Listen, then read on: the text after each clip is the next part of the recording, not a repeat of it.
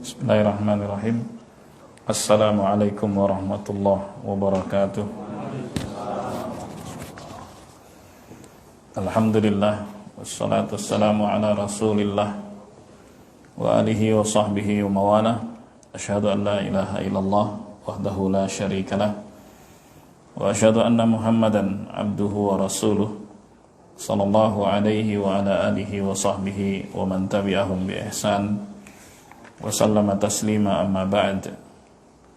Hadirin jamaah sekalian yang dimuliakan Allah, kembali kita membaca hadis-hadis Nabi sallallahu alaihi wasallam dalam kitab kita Umdatul Ahkam. Kitabnya ada. Kita sampai pada Kitabuz Zakah, pembahasan tentang zakat, memasuki hadis yang pertama atau hadis yang ke-166. Ya. Hadis yang pertama dalam Kitabuz Zakah, tapi secara urutan dia adalah hadis yang ke-166. Qala al-muallif rahimahullah, Ana Abdillah bin Abbas radhiyallahu anhuma qala qala Rasulullah sallallahu alaihi wasallam li Mu'adin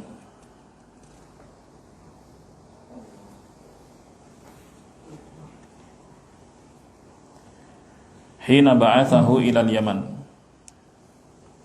Dari Abdullah bin Abbas, semoga Allah meridai keduanya, beliau berkata, Rasulullah sallallahu alaihi wasallam berpesan kepada Mu'ad bin Jabal ketika beliau mengutus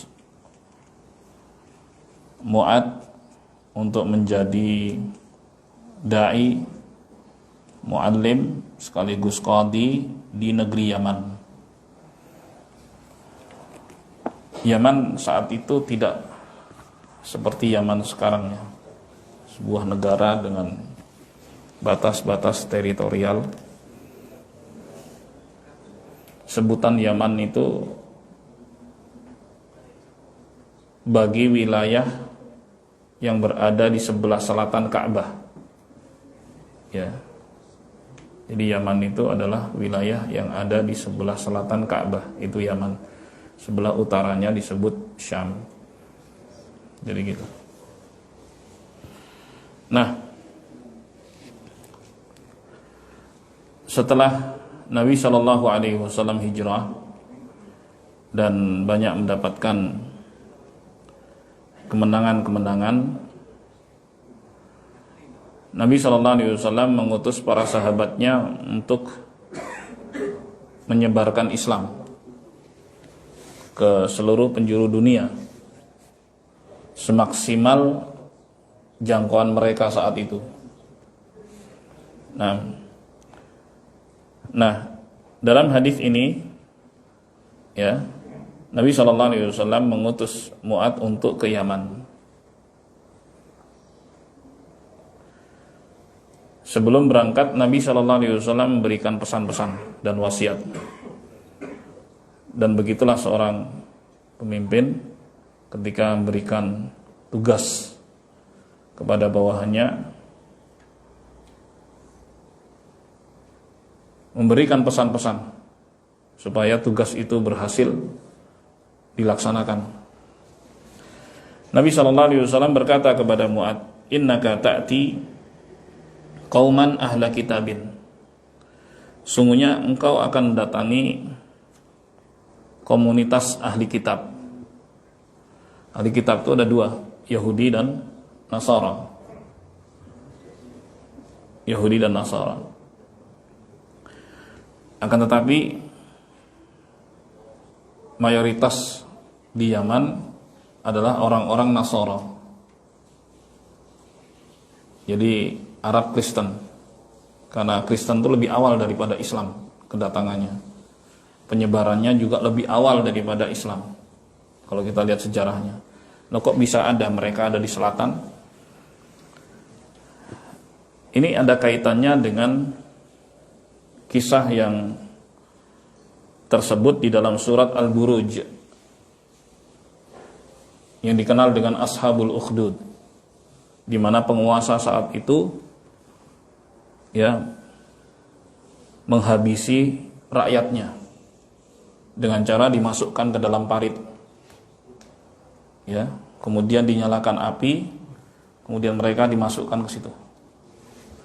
Qutila ashabul ukhdud an-nari datil waqud idhum 'alaiha qu'ud wa hum 'ala ma yaf'aluna bil mu'minina syuhud. Surat Al-Buruj ya. Ashabul ukhdud itu dibunuh di dalam parit. Ukhdud itu jamak dari parit ya, parit besar gitu. Dibuat di situ. Taib, kemudian dinyalakan api. Ya, mereka yang enggak mau balik mengikuti ajaran nenek moyang, ajaran jahiliyah, itu harus masuk ke situ. Taib. Jadi kisahnya ada penguasa di negeri Himyar namanya, di selatan Jazirah Arab. Jazirah itu artinya pulau ya. Negara kita ini berpulau-pulau, namanya juzur, jamak dari jazirah. Kok disebut Jazirah Arab padahal dia tidak dibatasi dengan pantai? Kalau kita cek kan masih nyambung ya, Jazirah Arab itu. Makanya disebut Shibhul Jazirah, mirip dengan pulau padahal dia bukan pulau. Ya, disebut Jazirah Arab. Nah, di selatan itu ada kerajaan Himyar waktu itu. Rajanya penganut penyembahan terhadap berhala, percaya dengan sihir dan sebagainya. Al-Hafidz Ibnu Katsir menyebutkan kisahnya itu di dalam tafsirnya. Kita bisa cek dalam tafsir surat Al-Buruj. Jadi salah satu penasihat raja, saya ceritakan ya, karena ada kaitannya dengan hadis ini. Dia tukang sihir dan sudah tua. Kemudian dia melapor pada raja, aku sudah tua, berikan kepadaku seorang pemuda, aku akan didik dia untuk menjadi tukang sihir sebagai pengganti. Jadi ada pengkaderan gitu. Nah, kemudian diberikanlah seorang pemuda. Pemuda itu dari rumah berangkat ya, bolak-balik. Nah, suatu saat dia mampir di rumah salah seorang rahib ahli ibadah. Kemudian belajar dia di situ. Maka dikenalkanlah dengan Tuhan. Ya, dikenalkanlah dengan Allah Subhanahu wa taala oleh sang rahib itu. Dia belajar itu. Kemudian dia berangkat. Begitu seterusnya tiap hari. Nah, suatu ketika pemuda itu lapor kepada gurunya sang rahib tadi, mengeluhkan tentang hukuman yang dia terima karena dia selalu terlambat, karena dia mampir dulu kan, selalu terlambat, mampir dulu baru berangkat ke sekolah sihir, terlambat dia dihukum. Nanti pas balik pulang mampir dulu belajar di situ, pulang pun terlambat, dihukum sama keluarganya. Lalu sang rahib mengatakan, ya bilang saja kalau pas kamu terlambat di sekolah sihir, ya ada urusan keluarga, nggak bisa ditinggal. Ketika kamu terlambat pulang ke rumah, bilang saja di sekolah ada pelajaran lebih. Dan akhirnya terus berjalan. Ya, sampai satu ketika ada sebuah hewan besar, seekor hewan besar yang menghalangi jalan manusia. Infrastruktur saat itu tidak seperti sekarang ya. Ya bisa dibayangkan daerah seperti itu ya. Betul-betul binatang besar. Tidak disebutkan di situ apakah dia gajah atau dia pokoknya binatang besar lah, gitu. Mengamuk, menghalangi manusia dari lalu lintas, mengganggu manusia dari aktivitas mereka. Kemudian pemuda itu mengatakan, ya Allah, jikalau ajaran rahib lebih engkau ridhoi daripada ajaran tukang sihir, maka bunuhlah binatang besar ini sehingga aktivitas manusia pun lancar kembali. Diambillah sebuah batu kecil. Kalau seandainya dilemparkan ke binatang itu, menurut perhitungan manusia nggak mati gitu. Tapi dia berdoa pada Allah Subhanahu wa taala. Dia berdoa dengan kuatan doanya itu. Kemudian dia lempar. Allah takdirkan binatang itu akhirnya mati. Ya. Nah, gempar. Biasalah kalau ada kejadian-kejadian gini, masyarakat gempar. Datanglah dia. Banyak orang datang ke situ, minta diobati, ya kan, minta kesembuhan. Ya umum lah. Kalau ada kejadian-kejadian menggemparkan biasanya kan gitu. Pasti larinya kepada pengobatan. Dari dulu sampai sekarang modelnya sama. Nggak ada bedanya sama sekali. Terus hal itu diketahui oleh sang rahib. Lalu sang rahib mengatakan, kamu sekarang sudah viral, kamu sekarang sudah lebih hebat daripada aku. Tapi ingat, kamu pasti mendapatkan ujian dan cobaan. Pasti. Ketika kamu dicoba dan diuji oleh Allah Subhanahu wa taala, jangan tunjuk aku. Gitu. Ya udah siap gitu. Akhirnya banyak orang berdatangan. Setiap kali berdatangan, dia mengatakan begini. Ya, aku tidak bisa mengobati kalian. Yang bisa mengobati itu hanya Allah Subhanahu wa taala. Jadi medianya apa? Ruqyah. Dengan doa-doa dan bacaan-bacaan. Waktu itu belum ada Al-Qur'an kan. Ini kisah sebelum diutusnya Nabi Muhammad SAW. Dengan doa-doa. Taib. Kan dalam hadis itu Rasulullah mengatakan, ya, kalau kamu beriman kepada Allah, aku doakan agar Allah menyembuhkan kamu. Jadi kekuatan doa yang dia punya itu. Kekuatan doa. Betul. Ketika yang datang tuh mau beriman kepada Allah, akhirnya didoakan. Sembuh. Sampai akhirnya berita itu terdengar oleh salah satu penasihat raja yang lain, yang buta. Datanglah dengan bawa banyak sekali hadiah gitu. Kemudian dia berkata, sembuhkan aku. Lalu pemuda itu mengatakan, aku nggak bisa menyembuhkan. Yang bisa menyembuhkan hanyalah Allah Subhanahu wa ta'ala, ya, Tuhanku dan Tuhanmu. Kalau kamu mau sembuh, kamu beriman pada Allah Subhanahu wa ta'ala, kemudian aku doakan. Akhirnya dia masuk Islam. Karena Islam itu kan artinya ketundukan dan kepatuhan pada Allah Subhanahu wa ta'ala. Dan ajaran seluruh para nabi, para rasul adalah al-Islam. Jadi mereka yang meluk ajaran para nabi terdahulu disebut muslimun di zaman mereka. Ya, di zaman mereka masing-masing disebut muslim. Taib. Nah, kemudian sembuh setelah dia masuk Islam. Didoakan, sembuh. Nah, kembalilah dia bekerja. Ditanya sama raja, loh, kok kamu sudah bisa melihat? Siapa yang sembuhkan kamu? Yang sembuhkan aku adalah Tuhanku. Lalu dengan PD-nya, raja bilang begini, apakah aku? Jadi dia merasa dirinya sebagai Tuhan. Jadi begitulah ketika seorang dimudahkan dengan berbagai macam kekuasaan dan akses, itu akan merasa dirinya sebagai Tuhan. Semua akan begitu. Ya, puncak kesombongan manusia itu seperti Fir'aun, Namrud dan yang lainnya. Ini termasuk di antaranya. Lalu penasihat mengatakan, bukan. Tuhanku dan Tuhanmu adalah Allah Subhanahu wa ta'ala. Marah dia. Ya, marah dia. Dia merasa sebagai Tuhan, kok ada yang lain gitu. Marah. Ya. Kemudian dihukum. Ya, diinterogasi dulu, kemudian disiksa dan sebagainya. Sampai dia nggak betah, akhirnya dia nunjuk kepada pemuda itu. Kemudian pemuda pun ditangkap, diinterogasi, ya, sambil disiksa juga, sampai akhirnya pemuda itu nggak tahan, nunjuk kepada gurunya, sang rahib itu, ditangkap rahib itu. Baik, satu persatu, mulai dari penasehat raja. Kalau kamu nggak balik kepada ajaran nenek moyang, ya, kamu akan dihukum. dia istiqomah. Akhirnya dibawakan gergaji.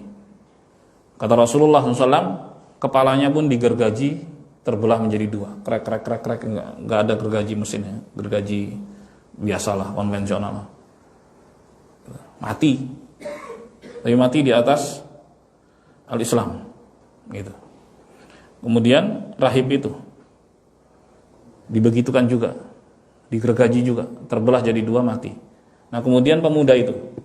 Nah, hukuman bagi pemuda, raja kirim dengan pasukan khusus, bawa dia ke puncak gunung. Kemudian bilang kepadanya, kalau kamu mau balik ke ajaran nenek moyang, selamat. Kalau enggak, lemparkan dia dari puncak gunung itu. Ya, begitu cara menghukum pemuda tadi. Dibawalah sampai puncak gunung. Kemudian pemuda itu berdoa pada Allah. Kekuatan doa luar biasa. Allahumma kfinihim bima syi'at. Ya Allah, cukupkan aku dari mereka, terserah Engkau. Doanya pendek, tapi dengan kekuatan, keyakinan, keimanan pada Allah Subhanahu wa taala. Jadi, kan kunci doa itu di keyakinan. Karena Allah mengatakan ana inda dhanni abdi bi. Aku tergantung dari prasangka hambaku.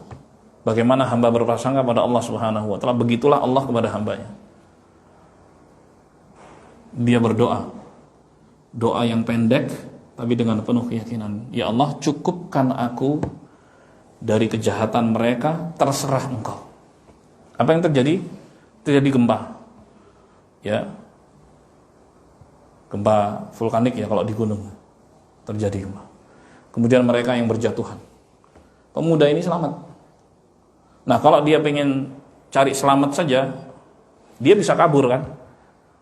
Tapi itu tidak dia lakukan. Dia balik lagi ke istana. Datangi raja dalam rangka dakwah memang. Raja kaget. Loh, kemana tentara-tentara itu? Kata pemuda itu, Allah cukupkan diriku dari mereka. Artinya kalau raja itu gunakan akal sehatnya, mestinya nggak mungkin tuh anak atau pemuda, anak muda seperti itu bisa mengalahkan tentara-tentara yang kuat tadi. Ya kan? Satu pasukan lagi. Tapi dia nggak bisa melihat itu karena sudah tertutup dengan angkara murka, tertutup kepalanya dengan pikiran-pikiran durjana. Baik. Kemudian dia kirim lagi pasukan untuk membawa pemuda itu ke tengah laut. Bawa dia ke tengah laut. Sampai di tengah, tawarkan dia untuk balik memegang ajaran nenek moyang, ajaran jahiliyah, penyembahan pada berhala, kuburan keramat, batu keramat, pohon keramat. Kalau nggak mau, tenggelamkan dia. Dibawa, nuruti pemuda itu. Terus dia berdoa dengan doa yang sama. Allahumma kfinihim bima syi'at. Ya Allah, cukupkan aku dari kejahatan mereka, terserah Engkau. Akhirnya Allah buat mereka semua tenggelam. Pemuda itu satu selamat. Balik lagi dia ke istana. Kemudian dia bilang pada raja, kamu gak akan bisa bunuh aku kecuali kamu nurut kata-kataku. Karena raja itu kan sudah ambisinya bunuh pemuda ini, ya nurut dia. Oke, saya akan nurut kamu. Berarti kan sudah kalah sebenarnya. Dia sudah kalah posisinya. Secara politik sudah kalah sama pemuda itu. Apa nasihat pemuda itu? Kumpulkan seluruh rakyat di lapangan yang sangat luas. Semuanya harus hadir di situ. Kemudian ambil anak panah dari sarung. Kemudian bidik aku dengan busurku. Kemudian sebelum engkau lepas anak panah itu tepat di dadaku, kamu ucapkan Bismillahi Rabbil Gulami, dengan menyebut nama Allah Tuhannya pemuda. Lepas, niscaya aku akan mati. Gitu. Kata Rasulullah SAW, akhirnya dilakukan, dikumpulkan seluruh rakyat hadir di situ. Tapi manusia sudah pada beriman pada Allah Subhanahu wa taala berkah dakwah pemuda ini. Cuma dakwah butuh pengorbanan ya. Gitu. Tugas mulia butuh pengorbanan.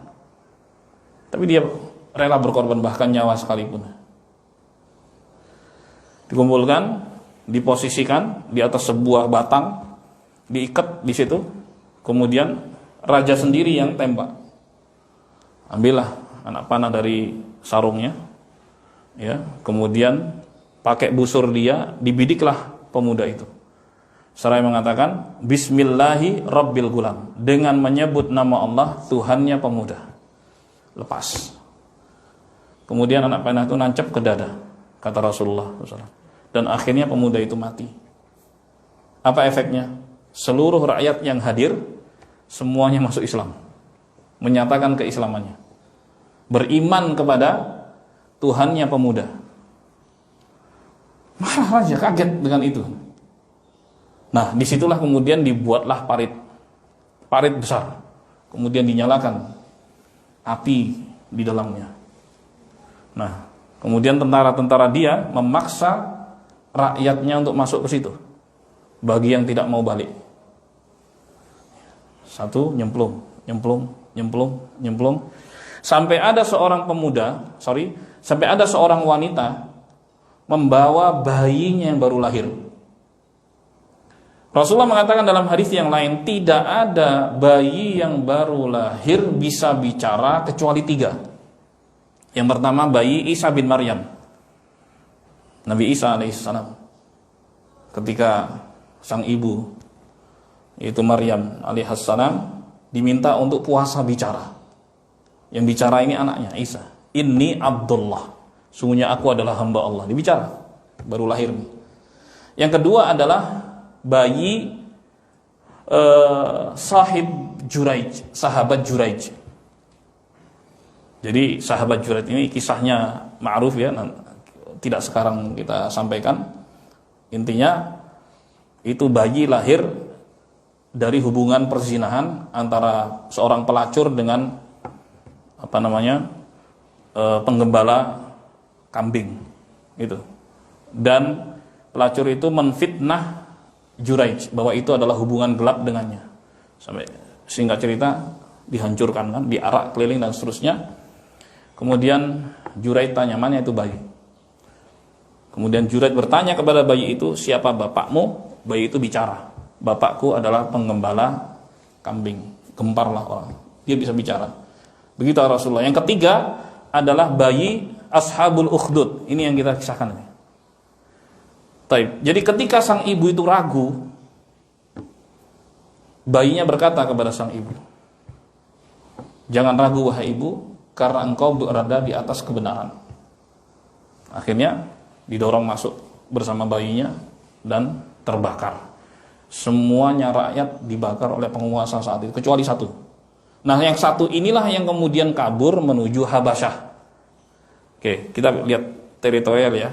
Posisinya kan di bagian selatan Jazirah Arab. Berarti kaburnya kemana? Ke barat.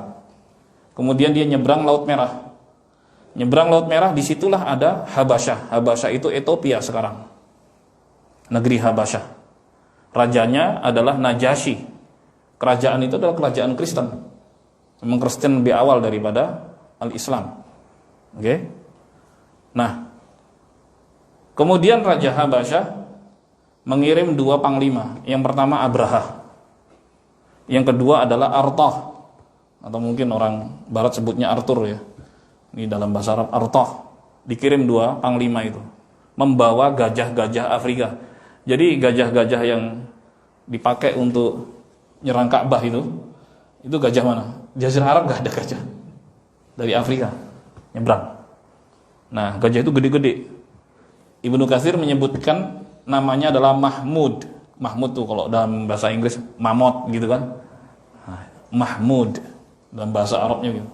Gajah-gajah super yang gede-gede itu. Kan gajah Afrika gede-gede dibandingkan gajah-gajah di wilayah yang lainnya kan. Ada juga kan wilayah lain yang punya gajah, tapi Afrika yang gede-gede.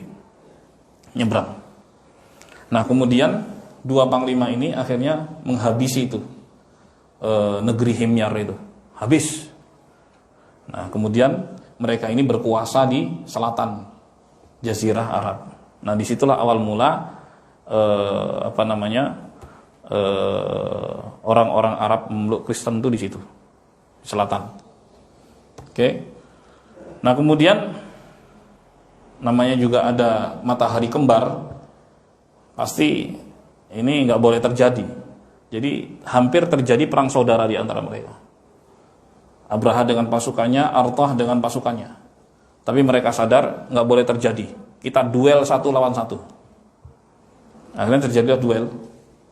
Abraha hampir kalah, kemudian dia dibantu secara curang oleh pengawalnya. Artah pun mati. Kemenangan Abraha dengan curang, tapi dia bisa bela diri di hadapan Najasyi. Akhirnya Abraha pun dikukuhkan menjadi penguasa di Yaman. Nah, itu ceritanya. Kemudian dia punya proyek bikin gereja besar di kota Son'a. Sampai sekarang runtuhannya masih ada. Abraha ya. Oke. Nah, kepingin agar manusia tidak menuju ke Ka'bah, tapi menuju ke San'a. Jadi San'a itu kota tua, sampai sekarang namanya juga San'a. Ya. Kalau sekarang menjadi ibu kota Yaman karena San'a. Nah, terjadilah apa yang terjadi. Kemudian Abraha murka, ya. Abraha pun menyiapkan pasukan untuk membinasa atau menghancurkan Ka'bah. Nah, itu ada dalam surat Al-Fil. Jadi ada kaitannya ya. Gitu. Tapi akhirnya pasukan Abraha pun dibinasakan oleh Allah Subhanahu wa taala. Jadi masih ada sisa-sisa komunitas Kristen, Arab Kristen di selatan. Oleh sebab itu, setelah Nabi hijrah kan kejadian pasukan bergajah itu kan bertepatan dengan tahun lahirnya Rasulullah sallallahu alaihi wasallam.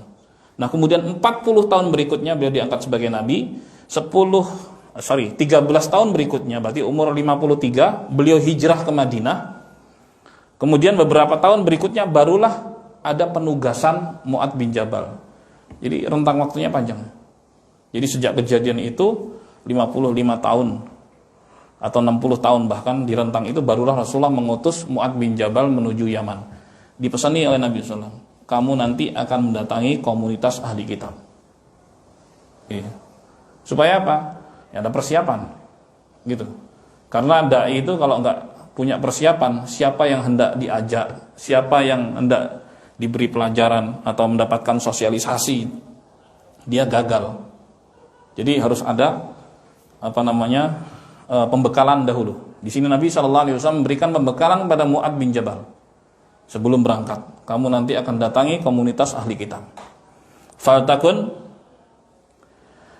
awwalu ma tad'uhum ilaih syahadat alla ilaha illallah wa anna muhammadar rasulullah. Hendaknya prioritas dakwahmu adalah 2 kalimat syahadat, la ilaha illallah muhammadar rasulullah. Sampaikan ini kepada mereka, diskusikan ini kepada mereka. Karena dakwah itu pasti ada diskusi, ada dialog dan sebagainya, persuasif. Gitu. Sampaikan ini kepada mereka bahwa tidak ada Tuhan yang benar untuk disembah kecuali Allah Subhanahu wa taala, dan bahwa Muhammad sallallahu alaihi wasallam adalah utusan Allah. Baik, itu pesan Rasulullah SAW. Ini menunjukkan bahwa dakwah tauhid itu dakwah prioritas. Supaya orang tuh ngerti siapa Tuhannya, supaya orang itu ngerti kepada siapa dia beribadah, kepada siapa dia patuh. Ketika manusia kenal dengan Tuhannya, dia akan patuh pada Allah Subhanahu wa taala, dan aturan-aturan apapun setelah orang itu kenal siapa Tuhannya akan lebih mudah untuk dijalankan. Ya, karena pasti aturan-aturan tersebut yang buat adalah Allah Subhanahu wa taala. Alahul khalqu wal amr. Ketahuilah bahwa yang berhak untuk mencipta dan mengatur hanya Allah. Yang menyatakan ini perintah, yang menyatakan ini larangan, yang menyatakan ini halal, yang menyatakan ini haram, itu adalah hak Allah Subhanahu wa taala. Ketika manusia kenal Tuhannya, maka akan mudah untuk patuh kepada Sang Pencipta. Sebab itulah Nabi SAW menjadikan dakwah tauhid, ya, menjadi prioritas dakwah seluruh para sahabatnya ketika beliau mengutus mereka. Prioritas dakwah adalah dakwah tauhid. Kenalkan mereka dengan Allah, kenalkan mereka dengan Tuhan Pencipta alam semesta. Kemudian ajarkan kepada mereka kewajiban mereka kepada Tuhan Pencipta alam semesta. Itu tauhid, beribadah hanya kepadanya dan tidak menyekutukannya dengan apapun. Dan kenalkan kepada mereka bahwa Muhammad itu adalah utusan Allah Subhanahu wa taala, Sang Pencipta. Lalu Rasulullah sallallahu alaihi wasallam mengatakan, fa inhum ata'uka lidzalik, kalau mereka nurut dan mereka mau menerima, fa akhbirhum anna Allaha qad farada 'alaihim 5 shalawat fi kulli yawm wa lailah. Ajarkan kepada mereka salat 5 waktu sehari semalam. Ini menunjukkan akan pentingnya salat. Jadi setelah orang itu ngerti tauhid, ngerti makna dari 2 kalimat syahadat la ilaha illallah Muhammadur Rasulullah, ajarkan salat. Karena ini merupakan hak Allah yang harus ditunaikan. Salat 5 waktu. Ajarkan pada mereka salat. Karena salat itu merupakan tiang dari keagamaan seorang, tiang dari keislaman seorang. Kalau orang nggak salat, ya, maka keagamaannya hancur. Ya, karena as-salah merupakan imaduddin, tiangnya agama. Dan as-salah merupakan ikatan antara Rasulullah dengan manusia. Al-ahdul ladzi bainana wa bainahumus shalah faman tarakaha faqad kafar. Ikatan antara kami dengan mereka adalah salat, yang meninggalkannya maka dia kafir. Ini Rasulullah yang bilang. Jadi yang namanya muslim ya harus salat, enggak ada tawar-menawar di situ. 5 kali sehari semalam. Yang bisa ditawar, ini yang salat-salat sunnah. Bisa dikerjakan, bisa enggak dikerjakan. Tapi yang wajib itu enggak bisa ditawar. 1 aja bolong nggak bisa, harus full. Ya, dan itu sudah diset mudah untuk dilakukan oleh manusia. Sudah diatur oleh Allah Subhanahu wa taala bahwa mereka semua bisa mengerjakan, apalagi itu sudah mendapatkan korting dari Allah Subhanahu wa taala ketika dalam peristiwa Mi'raj itu dikasih 50 kali sehari semalam. Pas turun ketemu Musa alaihissalam, minta korting. Umatmu nggak bakalan bisa, bolak-balik sampai akhirnya dapat korting 5. Jadi 5 itu setara dengan 50 karena al-hasanah bi asyri amsalih. Satu kebaikan dilipat gandakan 10 kali. Diminta korting lagi sama Musa, minta, udah aku malu gitu. Kata Rasulullah SAW, jadilah sholat 5 waktu sehari semalam menjadi ketetapan sejak peristiwa Mi'raj tersebut. Hadirin sekalian yang dimuliakan Allah. Dan salat juga merupakan amalan pertama yang akan dihisab dari setiap hamba di hadapan Allah Subhanahu wa taala di akhirat kelak. Barang siapa yang baik salatnya, maka diterima amalannya. Barang siapa yang tidak baik, maka amalannya enggak diterima. Lalu Nabi SAW berpesan pada Mu'adz bin Jabal, fa inhum ata'u laka bidzalik.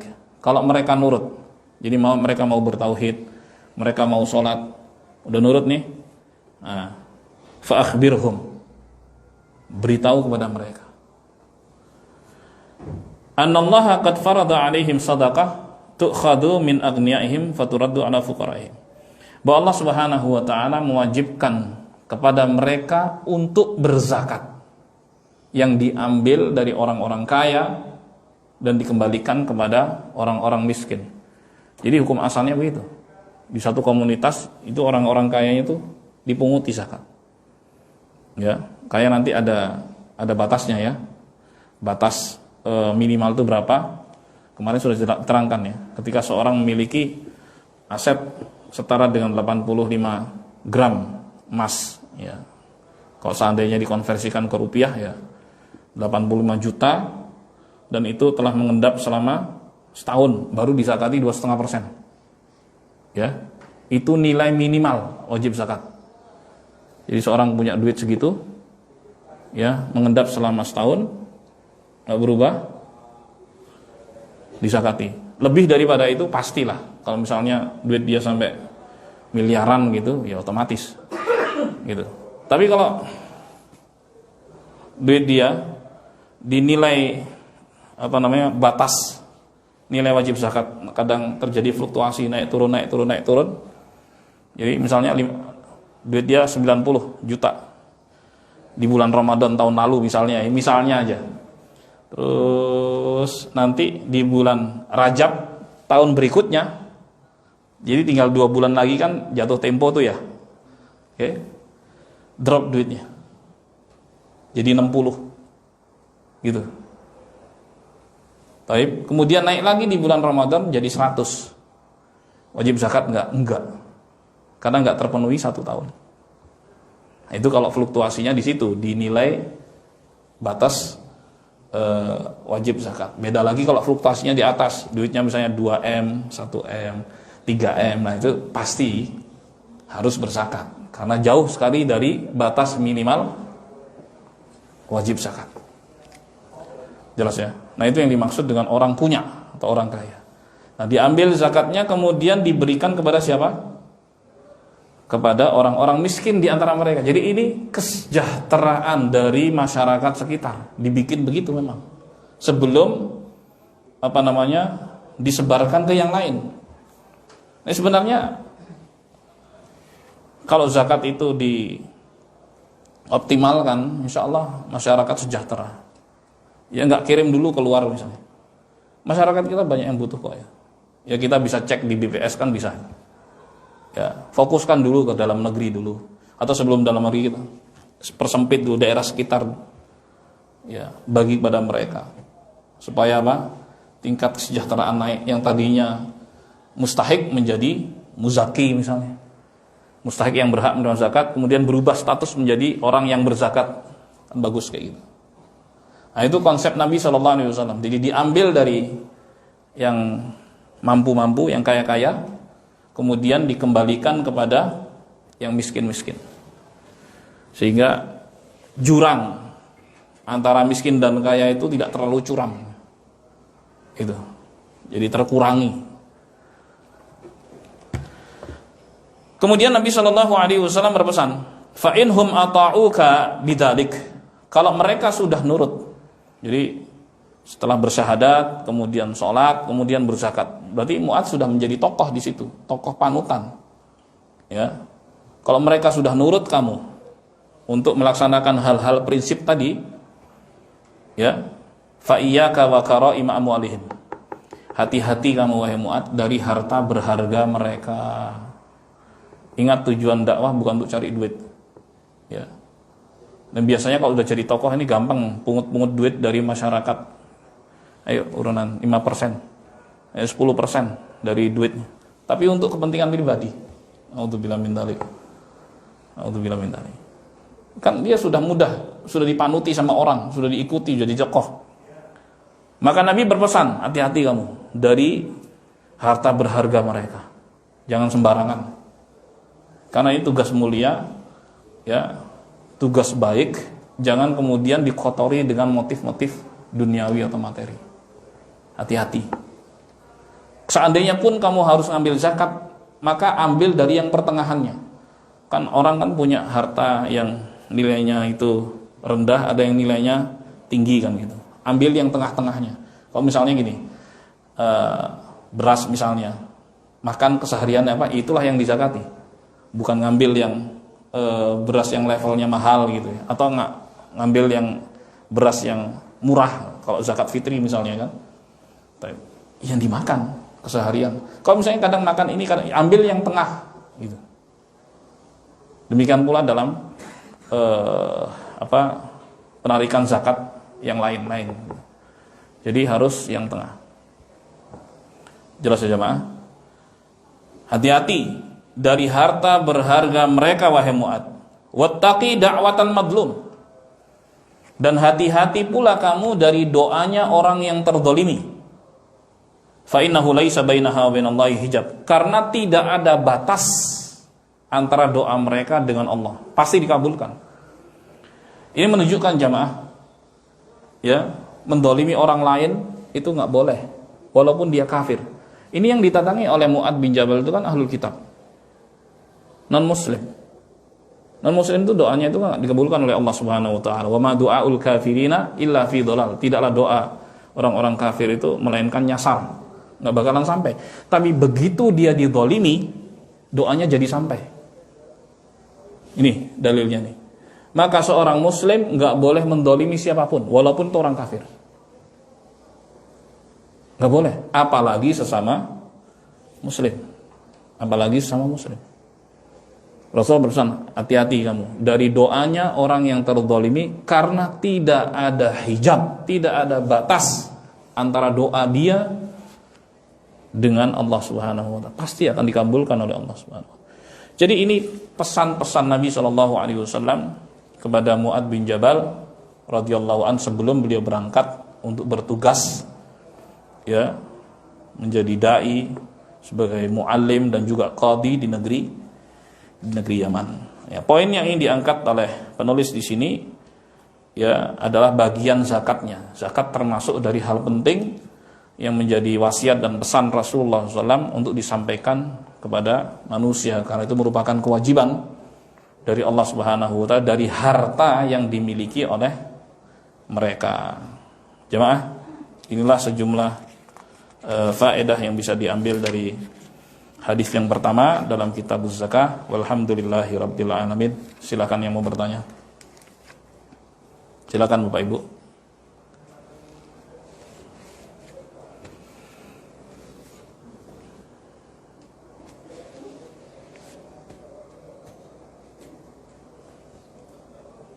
Ada?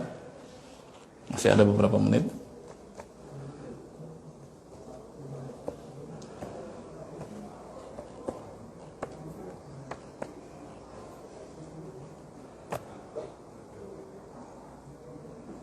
Silakan.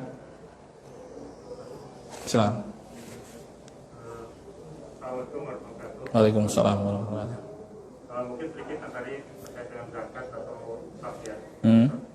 Dan beberapa waktu lalu kita pernah dengar tuh ada kasus lembaga misalnya pengurusnya berapa persen gitu. Nah, adakah patokan berapa persen lembaga atau ambil boleh mengambil dana mustahik? Ya, baik. Jemaah sekalian yang dimuliakan Allah, sebenarnya zakat itu yang mengurus itu kan pemerintah. Dan memang harus pemerintah. Ini domainnya pemerintah. Nggak bisa orang ngambil sendiri-sendiri gitu. Kalaupun ada lembaga, mesti harus punya izin dari pemerintah.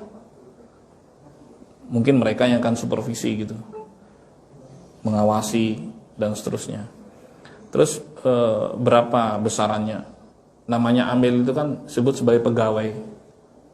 Ya sama seperti pegawai-pegawai yang lainnya. Ya, pegawai itu seberapa besar bobotnya, pekerjaannya, nah umumnya berapa gajinya, nah disitulah dia digaji. Dan itu diambilkan dari zakat. Adapun persentasenya nggak ada, persentase sekian persen nggak ada. Akan tapi disesuaikan dengan penyesuaian. Nggak bisa mengatakan ini 10%, ini sekian persen, nggak ada batasan-batasan tertentu kayak gitu. Ya, bagaimana aturan itu dibuat, itulah. Kan pasti ada undang-undang yang ngatur, ya kan?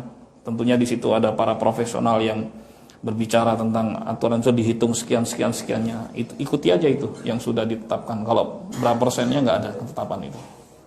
Tapi seandainya bisa lepas dari itu ya bagus. Artinya seorang bisa bekerja, punya penghasilan mandiri, kemudian dia kerja itu dia berikan kepada yang membutuhkan misalnya, itu lebih baik. Walaupun memang sudah diplot di antara golongan yang berhak untuk menerima zakat itu adalah amil. Amil itu pegawai ya. Pegawai zakat begitu. Jadi dia bukan hanya sekedar menarik saja, dia betul-betul ngatur, profesional. Jadi siapa yang memang sudah jatuh tempo didatangi. Oleh sebab itu Nabi SAW mengutus para pemungut zakat, datang nih. Mana zakatnya? Ya, keluarkan. Ini hak Allah Subhanahu wa taala. Masukin ke kas negara, Baitul Mal. Gitu. Tapi kalau ngelawan ya ditangkap, di penjara sampai dia bayar zakatnya. Gitu. Nah, kemudian dia distribusikan juga. Jadi bukan hanya duduk gitu, nunggu orang datang sekenanya gitu, enggak begitu. Jadi sistematis betul, ada pengaturannya. Sebab zakat itu kan wajib. Kalau wajib enggak boleh ada yang bolong sekalipun. Kalau dia jatuh tempo ditarik. Kalau sekarang ini seperti pajak ya. Pajak kan dikelola sedemikian rupa. Tapi di masa Nabi SAW yang dipungut dari muslimin itu adalah zakatnya. Gitu. Demikian penjelasan. Wallahu a'lam bishawab. Berikutnya silakan. Siapa? Cukup ya. Alhamdulillah, semoga bermanfaat dan kurangnya mohon maaf. Semoga Allah selalu memberikan taufik hidayah kepada kita semua dan menyelamatkan kita di dunia maupun di akhirat. Amin ya rabbal alamin. Subhanakallahumma bihamdik asyhadu an la ilaha illa anta astaghfiruka wa atubu ilaik. Assalamualaikum warahmatullahi wabarakatuh.